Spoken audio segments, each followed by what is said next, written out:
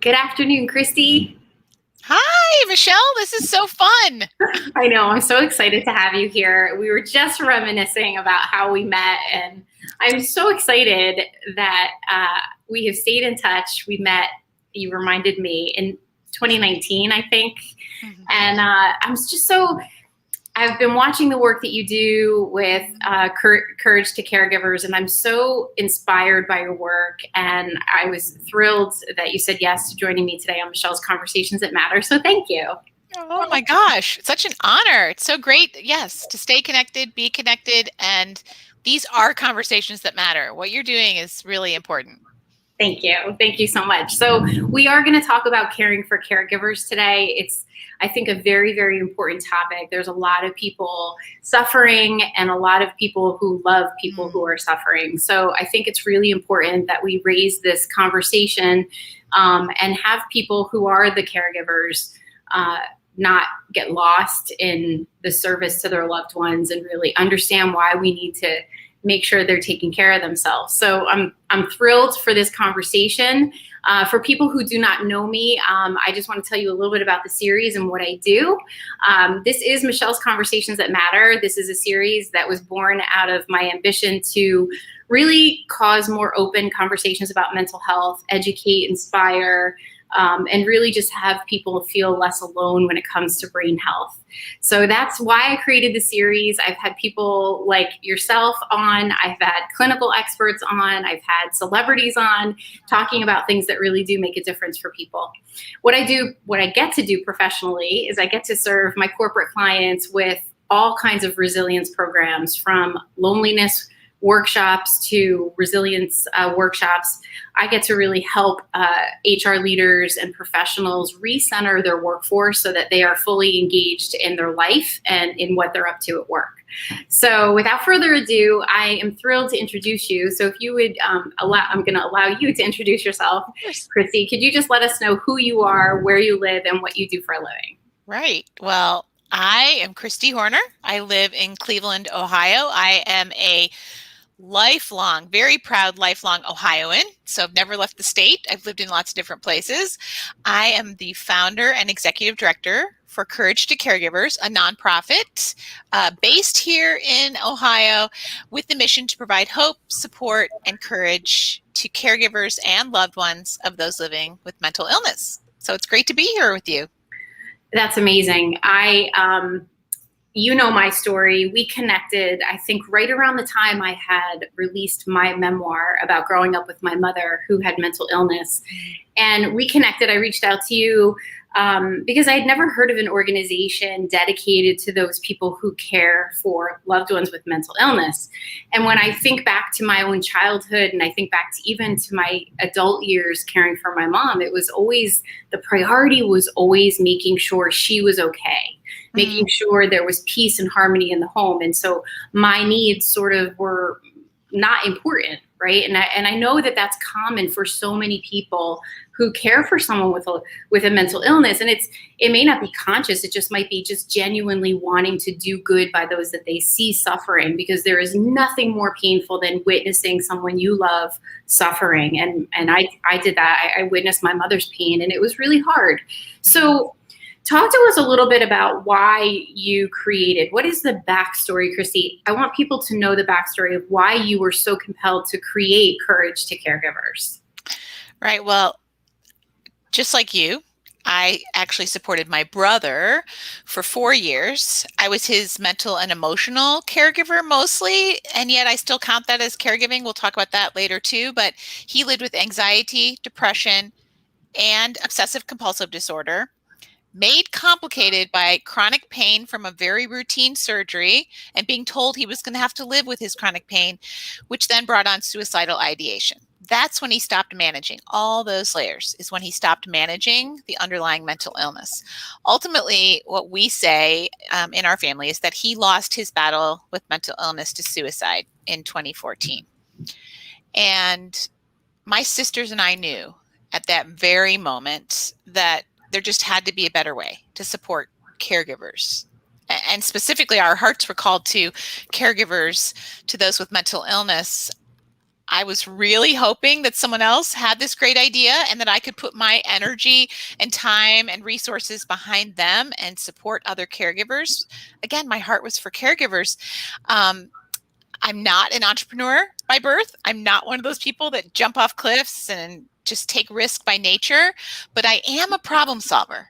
So if you were to look at this problem of caregiver burnout, which is what we were feeling at that moment, then we as Courage to Caregivers see ourselves in the caregiver burnout prevention business. So I was all about getting to the root of that problem, trying to understand the why of caregiver burnout and trying to solve that so that no other caregiver would have to be feeling alone in that moment, in that long, hard journey of providing care to someone else. Got it.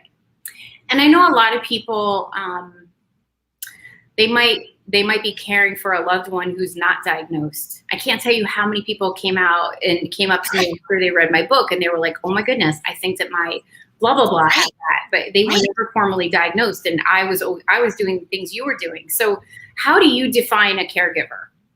Right. And it's so broad.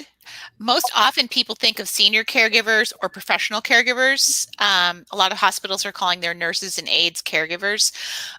Ultimately, the way I look at it, so when someone calls me and says, I'm not sure I'm a caregiver, if you provide care to a child, an emerging young adult, a parent, a grandparent, or a grandchild, maybe you're supporting a sibling like I did, an extended family member. You could also be supporting a neighbor. I'm looking around my neighborhood, friend, colleague. Then you are a carer. And ultimately, then you're a caregiver. You're just an unpaid family caregiver. And so just like you, my young niece and nephew were my brother's very first caregivers. Aren't we all caregivers? Aren't we all carers in some way or another? I think so. Yeah, exactly. I think too now about the high prevalence of depression and anxiety coming out of COVID, right? And you were sharing with me last week when we spoke about how your organization has exploded because of COVID. So tell us a little bit about that. Now you're out of Ohio. You expanded. So tell us about that. It's a funny story, actually. So my program coordinator, Jenny, and I used to talk all the time. Oh, like one day we'll figure out this like virtual thing. And we had done a little dipping, our toe in trying to figure that out. And one day we'll figure out how to record our fabulous breathing meditations so that so many other caregivers could benefit from our great program.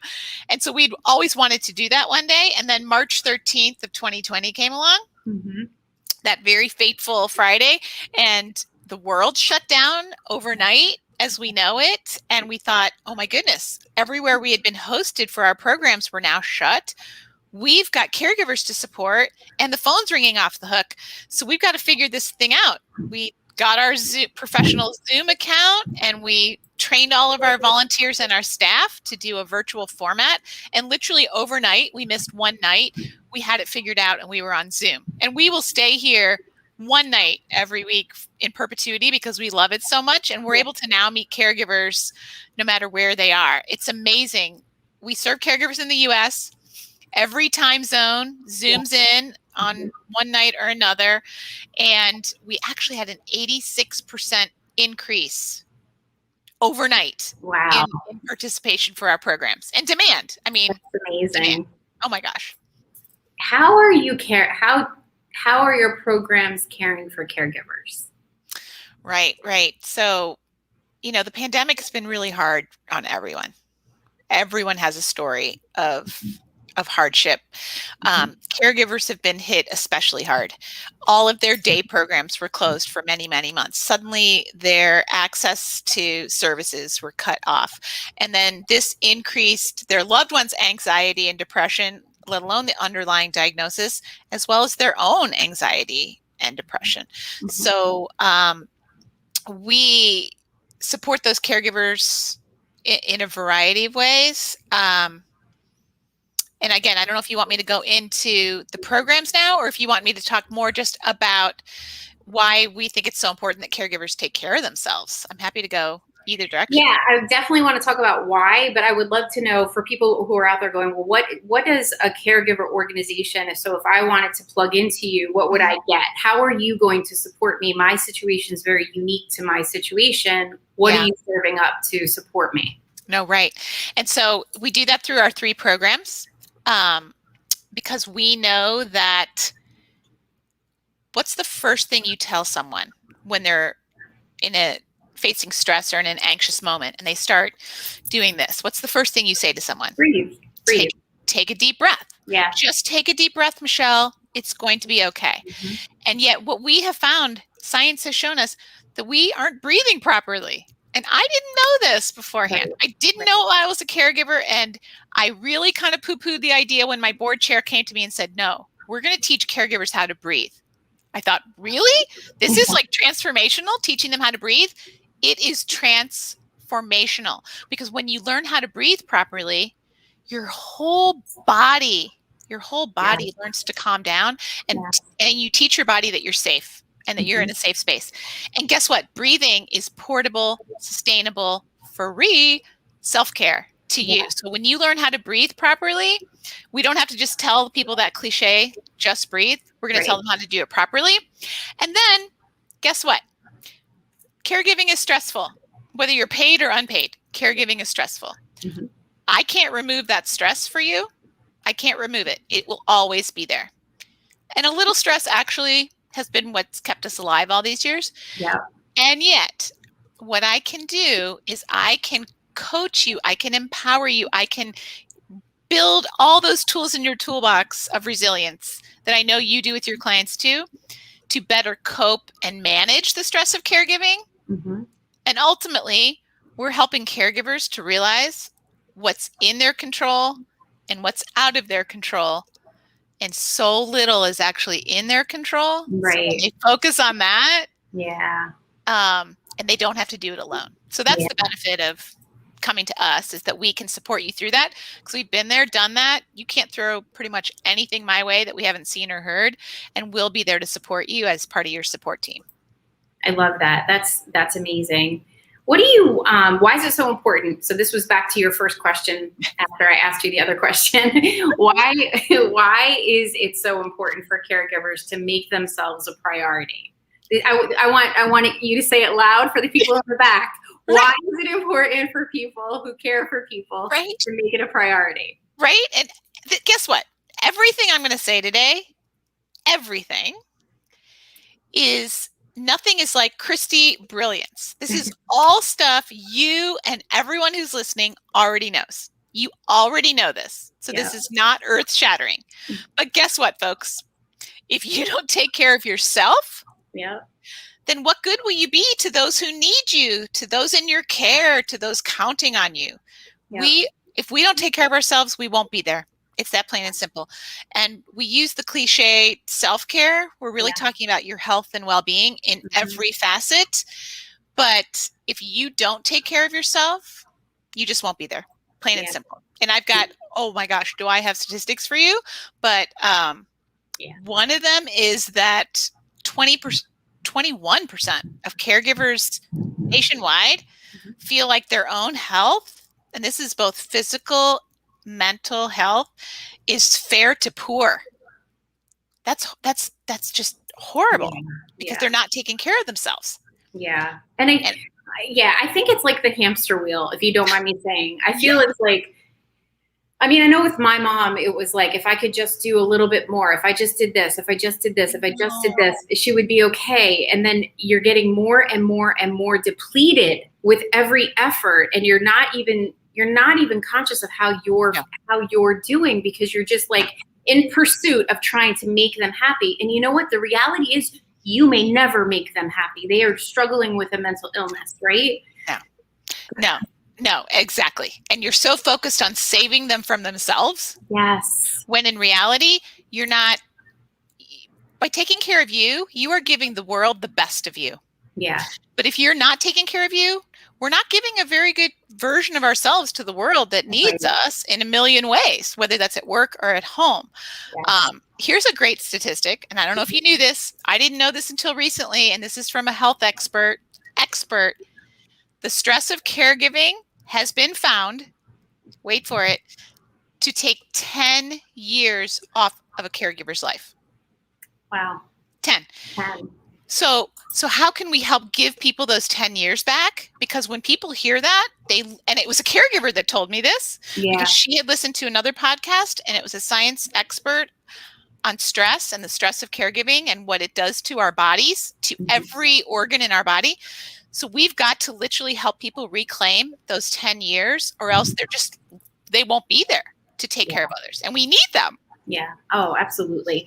And, and in many cases, the caregivers that I've met along the way are such natural givers, and you want them to turn that around on themselves and give it back to themselves in the worst way. And I love that you're a stand for that by reminding them of things they can do so that they can start to feel better. It really is the oxygen mask. You cannot serve your loved one unless you put the mask on yourself, and then you get to show up for them and for your life and for yourself. Right. It's like so important. It is. That oxygen mask. Did you know that if you're on a plane, and we haven't been on planes for a while, but if you're on a plane and the oxygen masks deploy and you don't remember to put that on first, and you just start helping people because you're a helper and a carer, you actually only have 18 seconds of useful consciousness. Wow. Before you're going to pass out. And then you'll be no good to anyone. Yeah. That's a good little nugget as to why the oxygen mask metaphor is so powerful. Oh my God.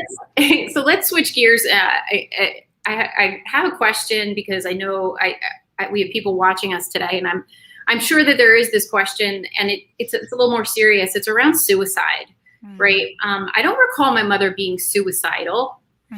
Thank God. But there are many people who are caring for loved ones who are very concerned that their loved one is suicidal. How do we empower them and support them to be able to navigate that? Because that's really a burden. That's like a huge responsibility. Like, oh my goodness, if my loved one is so hopeless and I'm not there. What is your advice for people who are very worried about suicidal loved ones? Right. And I think it comes out of the blue, like it did for me. I was literally just driving to a coffee date with a friend when my brother called the first time with his suicidal ideation. And luckily I had some basic training through some volunteer work I had done at my place of worship. I'm a trained Stephen minister, and we were taught about what to do. So I knew a little bit about what to ask, some really hard questions. And I'm not sure I wanted to hear the answers, but I had to ask those questions so I knew how much of an emergency it was. And I like to say that knowledge is power. Yeah. So really understanding your loved one's diagnosis to the extent that you can. Sometimes they're not forthcoming with us, but understanding it to the best that you can. Be informed so that you know as much of what you can to expect. Understanding that there is some excellent training out there for supporting someone with suicidal ideation. I ultimately took mental health first aid. I've taken QPR training, which is question, persuade, refer training, which is excellent. I took this all in hindsight after supporting my brother and learned about them then. Right away, the first thing I did, and I'm holding up my phone because I have on my phone, I have the suicide prevention lifeline number, which everyone should have on their phone. Because again, no one expects the call that I got to happen, and you should have it so that you can do this and call them at the same time and be there and talk with your loved one and three-way them in. The crisis text line's also on my cell phone. Acknowledging, going back to that, what's in your control and what's out of your control. I kept thinking that I could save my brother and save him from himself. Ultimately, I couldn't. And that was one of the hardest things I've ever had to face. And I still probably wrestle with that a little bit. But that was out of my control. What was in my control was providing the very best listening, understanding what he needed from me, understanding what kind of support he was looking for from me, understanding who else was on his care team and how they were supporting him and how we could all be there together for him. And recognizing, guess what? I'm not a therapist. Unless you are. It's been great. I was not. I am not. So knowing where my work ends and the professionals begin, and how essential that professional therapist is to the care team of someone with mental illness, and recognizing that the family caregiver is absolutely an essential teammate on that care team. Yep. And should be working in partnership with the professionals and our loved ones. So that's what I learned about how to support someone. And then, like I said, I was not taking care of myself in any way, shape, or form, which is why we're here now, because it doesn't have to be that way. It doesn't have to be that way. And also, I want to touch on survivor's guilt. Okay. There's a lot, and from your own personal story, you can share. But I think about the people who have lost and tried, and they've lost a loved one. What recommendations? How do you support a caregiver who tried and lost their loved one and now lives with maybe the survivor's guilt? Right. First of all, it is so real. So anyone out there who has felt that way and is feeling alone, you do not have to take this part of the journey alone either. There are lots and lots of people out there to support you. We have many organizations here in Northeast Ohio, and many of them are national. So finding a great grief therapy, and we have a really good one here in Northeast Ohio that provides grief therapy specifically to suicide survivors. The AFSP has fantastic national programming, American Foundation for Suicide Prevention. They do a survivorship. They acknowledge that survivorship day in November. We have gone every year to that survivorship day to be with other survivors. It's a paying it forward type of thing where with several years out, we can now provide support to others who have recently experienced their loved one's suicide. We have dove into supporting any and every suicide prevention nonprofit and work out there because we think it's that important. Yeah. And here's the hardest thing. When we first lost our brother, and somebody asked me to tell my story beyond just my family and network of friends, I thought telling my story, I didn't have shame, but I thought that because it didn't have a very good ending, that it was going to be both too hard to tell, but too hard to hear. Yeah. Yet every time I have found the courage to share my story, I bring hope and healing to others. Every time. And I didn't know why at first, but it's because over time, I have been a witness and I show resilience that I have fallen 7, 8, 9 times, but I continued to get up and face that adversity with strength and perseverance. And it doesn't feel like it in the moment for me, but it shows others that this journey is not linear, that we're going to do this instead, but that we're going to get up tomorrow and face that, and we don't have to do it alone. Amazing.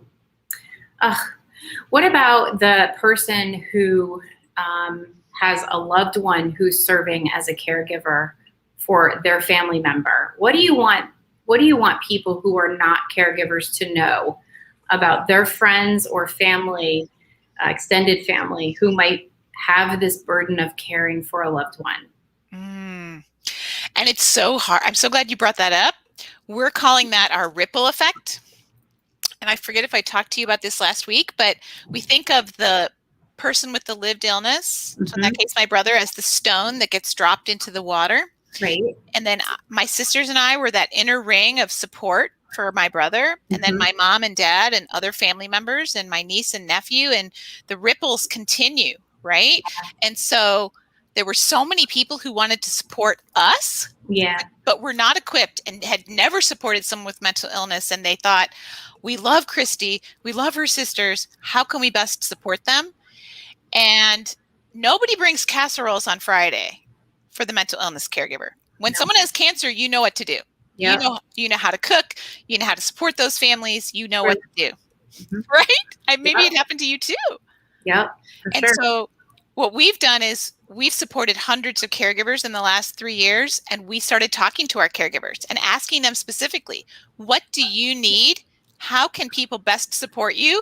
So that when they call me and they ask, how can I support my friend? We created caregiver personas, and we can say, tell us a little bit about your friend, And then we can match that profile against the caregivers that we've interviewed and say, this is what our caregivers say would be the most helpful to them in the way of support. So we can plug that in. It's fantastic. Really, really great. You've thought of everything. That's amazing. I mean, that's so important. No, because, you know, like you said, it's easy to look away and assume someone else is going to look after the stressed out caregiver. It's sort of like someone with a mental illness, right? Like, oh, someone's looking after them. I'm okay. But like, seriously, and it takes something to be like, no, what is it that I can do? How do I support the people that I care about, like, and not look the other way? And you've thought about ways to help them be able to, support them and give them something, because we all, I think, as human beings have like this desire to do good, I mean. Well, without a doubt. And actually it's that whole problem solving thing again. Yeah. So when one person calls with an issue, I'm like, oh, that's one person and I can support that one person. But then 2, 3, 5 people call with the exact same problem. Right. And I was like, we have to do something with this. Yeah. And then I start gathering really smart people like you and saying, what would you do? What should we do? And one of those really smart people is one of our volunteers. And she helped us with this Ripple Effect project team. And she brought her corporate experience of design thinking, using an empathy map, creating these caregiver personas to really get to the heart of who are our caregivers and how can we best support them. It's pretty remarkable. It's really great. Awesome. Great job. Great work. Thank you. Cool. Wendy is here. I think I introduced you to Wendy. Wendy's saying that's awesome. So thank you for being here, Wendy, and the other folks who are here. If you have any questions, go ahead and drop them in the comments. We are happy to answer your questions. We hope to be able to do so. So any other words of advice? I mean, you've shared such a wealth of information with us, Kristi, but is there any words of any other words of wisdom that you can offer us today? I just think if you're a caregiver out there, you are a superhero. And yet you, Michelle, and I know I probably didn't actually see ourselves that way, right? We were just doing what we needed to do for the person we loved. Yeah. It was just part of who we were. It was part of our fabric. And yet they all deserve capes. They really do. They do it all. It's such an honor and privilege to be invited into caregivers' stories every day. I meet someone who is really selflessly caring for others. And quite often they're caring for more than one person, honestly. Yeah. And they do it without giving a second thought. And so those people are cooking and cleaning up after their loved ones and arranging doctor's appointments, coordinating care, managing prescriptions and medications, and sometimes battling with people who are not as cooperative or accepting of their diagnosis. And so it's a long, hard battle. But all of you superheroes out there, you don't have to do it alone. You've got people like Michelle and I to talk to and who are there for you, and so many more people, an army of volunteers who are equipped to listen and support you in that journey. So we would love to support them through our 3 programs. We have peer support, breathing meditation, and support groups, and a fabulous journal, a resilience guidebook. Nice. Lots of tools to be able to help support caregivers along the way. And so the best way for people to reach out to you, is it through the website that we have at the ticker on the bottom? Yep, that's the way. We've got lots of resources and ways to register or just get in touch. Amazing. Wendy. See, Wendy's here, and I'm calling you Wendy. Oh my gosh. I interviewed Wendy. Wendy's a caregiver. This is why. I am so grateful, Kristi, that you took the time to join me today to share everything that you did. You are a wealth of knowledge. You have a giant heart, and I'm grateful to call you my friend and to know you. And I wish you continued success with the amazing work you're now doing nationwide. It's really remarkable. Thank you for all that you do. Thank you for having me. Such a great conversation, and they do matter. These conversations do matter. You matter. Thank you, Kristi. Thank you so much, and have a great weekend. You too. All right, bye.